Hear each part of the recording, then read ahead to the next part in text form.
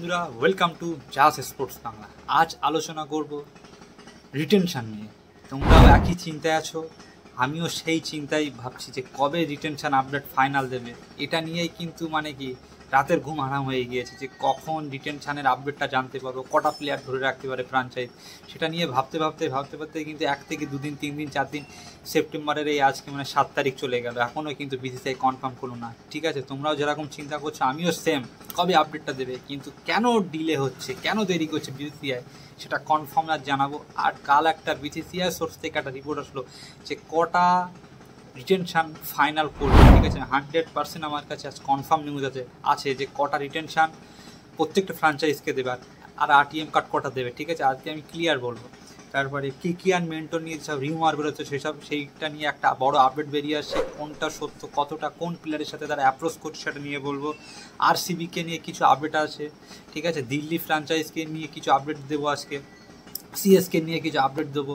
তো ভিডিওটা ভীষণ ইন্টারেস্টিং হবে, ধৈর্য ধরে দেখবে। ঠিক আছে, তো আর দেরি না করে মূল ভিডিও আসা যাক। তো তার আগে একটাই আমার রিকোয়েস্ট, প্রতিদিনই বলি বারবার, ঠিক আছে, তোমরা প্লিজ আমার চ্যানেলে যদি তোমরা নতুন আসো তাহলে চ্যানেলটা সাবস্ক্রাইব করবে আর প্লিজ ভিডিওটা লাইক করবে। দেখো, তোমাদের এই লাইক আর সাবস্ক্রাইবে আমার কিন্তু ভিডিও করার উৎসাহটা আরও বেড়ে যায়। ঠিক আছে, তোমাদের কাছে একটাই রিকোয়েস্ট, আমি যে এত মেহনত করছি, এত যে সোর্স থেকে যে রিপোর্টগুলো আনছি তোমাদের জন্য শেয়ার করার জন্য, তোমরা শুধু একটাই কাজ করবে, প্লিজ ভিডিওটা লাইক আর চ্যানেলটা সাবস্ক্রাইব করবে। এবার সেটা তোমাদের ব্যক্তিগত ব্যাপার। ঠিক আছে, দেরি না করে নাম্বার 1 যে রিপোর্টটা বেরিয়ে আসছে রিটেনশন নিয়ে। দেখো, আমরা জানি যে বিসিসিআই কিন্তু যখন যে জুলাইয়ে যে মিটিংটা হয়েছিল বিসিসিআইয়ের সঙ্গে, তখন কিন্তু বিসিসিআই যে জয়েস সে কিন্তু ক্লিয়ার জানিয়ে দিয়েছিল যে আগস্টের লাস্ট, ঠিক আছে, অর্থাৎ 30 বা 31 তারিখের মধ্যে প্রত্যেকটা ফ্র্যাঞ্চাইজের কাছে রিটেনশনের ফাইনাল আপডেট কিন্তু তারা অ্যানাউন্স করবে। কিন্তু সেটা ডিলে হয়ে কিন্তু সেপ্টেম্বরে আছে 7 তারিখ পর্যন্ত চলে গিয়েছে। ডিলেটা হচ্ছে একটাই কারণে। ঠিক আছে, বিসিসিআইয়ের কিন্তু সব রুল কিন্তু তারা কিন্তু কনফার্ম করে নিয়েছে। ঠিক আছে, শুধু অ্যানাউন্স করলে হয়ে যায়, তাদের কিন্তু সব ফাইনালাইজড হয়ে গিয়ে শুধু 2 থেকে 3টে রুলসকে নিয়ে তারা এখনও ডিসকাস করছে। ঠিক আছে, তবে যে বিসিসিআই সোর্স থেকে যে রিপোর্টটা আসে, যে তাদের যে হেড অধিকারী আছে বিসিসিআইয়ের মধ্যে, যে আইপিএল নিয়ে যে সব কিছু সিদ্ধান্ত নেয়, সে কিন্তু দেশে নেই, সে কিন্তু বিদেশে আছে কোনো না কোনো একটা কারণের জন্য।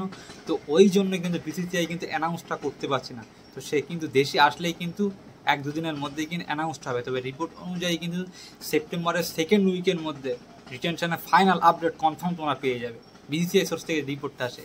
এইবারে আসা যাক যে রিটেনশন কটা ফাইনালাইজড হতে পারে। কাল একটা বিসিসিআই সোর্স থেকে বড় রিপোর্ট আসলো যে আমি এতদিন ধরে বলছিলাম, বা সবাই একটাই বলছিল যে 4+2 হতে পারে, কিন্তু কাল একটা রিপোর্ট আসলো যে 5+1 অর্থাৎ 6টা রিটেনশন দেবে। তার মধ্যে 5টা প্লেয়ারকে প্রত্যেকটা ফ্র্যাঞ্চাইজ ধরে রাখতে পারবে, আর একটা প্লেয়ারের উপরে তারা right two match card use করতে পারবে, অর্থাৎ 5টা প্লেয়ারকে ধরে রাখতে পারবে। ঠিক আছে, অর্থাৎ 5+1 এটাই কিন্তু কনফার্ম, এটাই 90% এটাই কিন্তু প্রত্যেকটা ফ্র্যাঞ্চাইজকে দেবে, অ্যানাউন্স করবে। ঠিক আছে, 5+1 এটাই কিন্তু হবে। আজ আমি বলে দিচ্ছি, তোমরা মিলিয়ে নিও যখন ফাইনাল আপডেট দেবে। ঠিক আছে, তো এইবারে 5টা যদি রিটেনশন করতে দেয় এক ফ্র্যাঞ্চাইজ, হয়তো 2টো ফরেন প্লেয়ার বা ওভারসিজ প্লেয়ার রিটেন করতে পারবে, আর 3টা হয়তো ইন্ডিয়ান ক্যাপ প্লেয়ার, বা হয়তো একটা আনক্যাপ প্লেয়ার, একটা ফরেন প্লেয়ার, আর 3টা হয়তো ক্যাপ প্লেয়ার। ঠিক আছে, তবে 5টা প্লেয়ারকে ধরে রাখতে পারবে 100%, আর একটা প্লেয়ারের উপরে right two match card use করতে পারবে। এবার আসা যাক কেকেআরকে নিয়ে।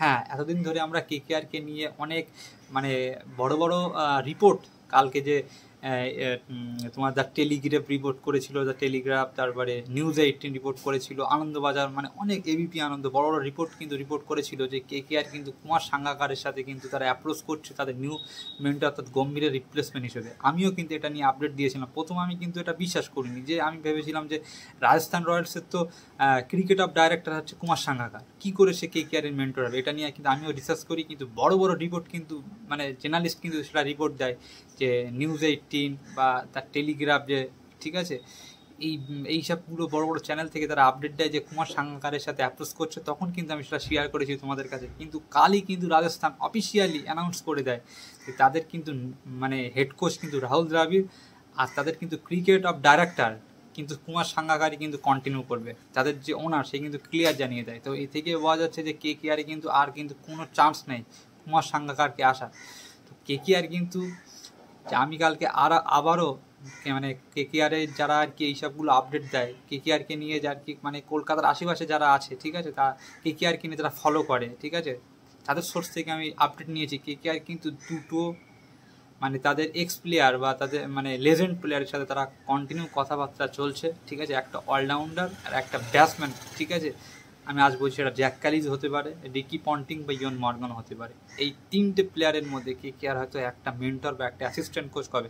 তবে এই 99% জ্যাক ক্যালিজ কেকেআরের নিউ মেন্টর হতে পারে। জ্যাক ক্যালিজের ওপরেই কিন্তু মোহরটা লাগতে পারে, ঠিক আছে।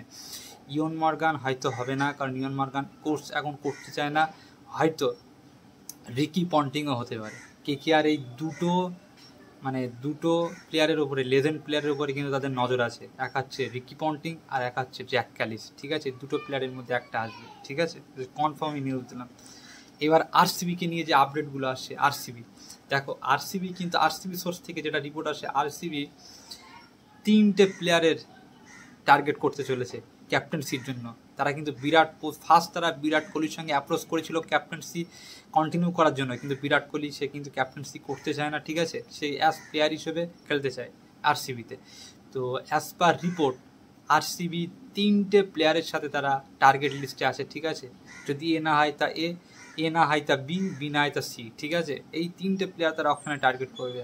তো সেটা কোন প্লেয়ার, একদম 100% আরসিবি সোর্স থেকে রিপোর্ট। Number 1 KL Rahul. ঠিক আছে, যদি লখনৌ সুপার জায়েন্ট যদি রিলিজ করে, আর রিপোর্ট অনুযায়ী লখনৌ সুপার জায়েন্ট কিন্তু কেএল রাহুলের সাথে অ্যাজ ক্যাপ্টেন কন্টিনিউ করবে না, অ্যাজ প্লেয়ার হিসেবে কন্টিনিউ করবে। তো কেএল রাহুল কিন্তু আর রিলিজ হতে পারে। আর নাম্বার 2 সেটা হচ্ছে ঈশান কিষানকেও তারা ক্যাপ্টেন্সি দিতে পারে। ঈশান কিষানকে তারা টার্গেট করবে 100% রিপোর্ট অনুযায়ী। নাম্বার 3 সূর্যা কুমার যাদব যদি মুম্বাই ইন্ডিয়ান্স রিপোর্ট অনুযায়ী, মুম্বাই ইন্ডিয়ান্স 4টে প্লেয়ার, বড় প্লেয়ার আছে না, যে হার্দিক, সূর্যা, রোহিত আর বুমরা, এই 4টে প্লেয়ারের মধ্যে একটা প্লেয়ারকে তারা রিলিজ করতে হবে। 4টে প্লেয়ার ধরে রাখতে পারবে না। তো যদি সূর্যা কুমার আসে, তাহলে সূর্যা কুমার যাদবের পিছনে কিন্তু আরসিবি যাবে, লখনৌ যাবে, ঠিক আছে। আর একটা 4 নম্বর যেটা ফরেন প্লেয়ার, যদি এইসব প্লেয়ারগুলো না আসে, তাহলে কিন্তু তারা কিন্তু ডেভিড ওয়ার্নারের পিছনে যেতে পারে গাইস। আমি আজ বলে দিচ্ছি, রিপোর্ট অনুযায়ী ডেভিড ওয়ার্নারের পিছনেও তারা যেতে পারে, ঠিক আছে।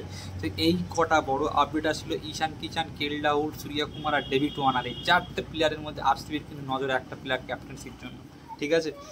এবারে আসা যাক চেন্নাইকে নিয়ে বা দিল্লি ফ্র্যাঞ্চাইজ, ঠিক আছে, তারা কিন্তু ঋষভ পান্টকে ক্যাপ্টেন্সি কন্টিনিউ করতে চাই। একটা ওনার আমি নেক্সট একটা ভিডিও করেছিলাম দিল্লিকে নিয়ে। দিল্লিতে দুটো ওনারশিপ আছে, পার্ক জিন্দাল আর কিরণ গান্ধী, তাদের মধ্যে দুটো বিভাগে ভাগ হয়ে গিয়েছে।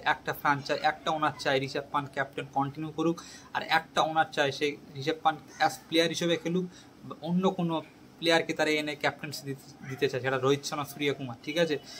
তো রিপোর্ট অনুযায়ী সৌরভ গাঙ্গুলি যে ক্রিকেট ডাইরেক্টর দিল্লি, সে কিন্তু চাইতে ঋষভ পান্টকে কন্টিনিউ ক্যাপ্টেন হিসেবে খেলানোর, ঠিক আছে। রিপোর্ট আসছে যদি ঋষভ পান্ট মানে দিল্লিতে ক্যাপ্টেন্সি না দেয়, তাহলে কিন্তু ঋষভ পান্তের ফার্স্ট চয়েস টিম এক বছর আগে কিন্তু তার সঙ্গে কিন্তু কথাবার্তা চালিয়েছিল, সেটা হচ্ছে সিএসকে আসতে পারে ঋষভ পান্ট, ঠিক আছে। এটা কিন্তু ফেক নিউজ না, সিএসকের সাথে কিন্তু কথাবার্তা হয়েছে অনেক দিন আগে। সিএসকে কিন্তু নজরে আছে ঋষভ পান্ট, ঈশান কিষান আর কেএল রাহুল। তারা কিন্তু উইকেট কিপার ব্যাটসম্যানকে কিন্তু ক্যাপ্টেন্সি করতে যায় ধোনির পরবর্তী যে হবে, ঠিক আছে। এই কটা বড় বড় রিপোর্ট আসছিল, সেটা তোমাদের সামনে আমি শেয়ার করলাম। আরও যেসবগুলো রিপোর্ট আসে সেগুলো আমি সবার আগে তোমাদের আপডেট দেবো, শেয়ার করবো, ঠিক আছে। তো তার আগে একটাই তোমাদের কাজ, চ্যানেলটা সাবস্ক্রাইব করবে। দেখো, এই চ্যানেলটা সাবস্ক্রাইব না করলে না তোমরা কিছু, এই যে আমি যেসবগুলো রিপোর্ট আসে না এখন, ব্রেকিং যে রিপোর্ট আসে প্রত্যেকটা আইপিএল ফ্র্যাঞ্চাইজি সোর্স থেকে যে রিপোর্টগুলো আমি পাচ্ছি, সেই সবগুলো আমি এই চ্যানেলে সব শেয়ার করবো। তো তোমরা যদি এই চ্যানেলটা সাবস্ক্রাইব না করো না, তাহলে কিন্তু দেখতে বা বুঝতেই পারবে না। ওই জন্য তোমাদের একটাই কাজ, প্লিজ রিকোয়েস্ট করছি, ঠিক আছে, একটাই রিকোয়েস্ট, ভিডিওটা লাইক করবে। তো আজ এই পর্যন্ত, বাই।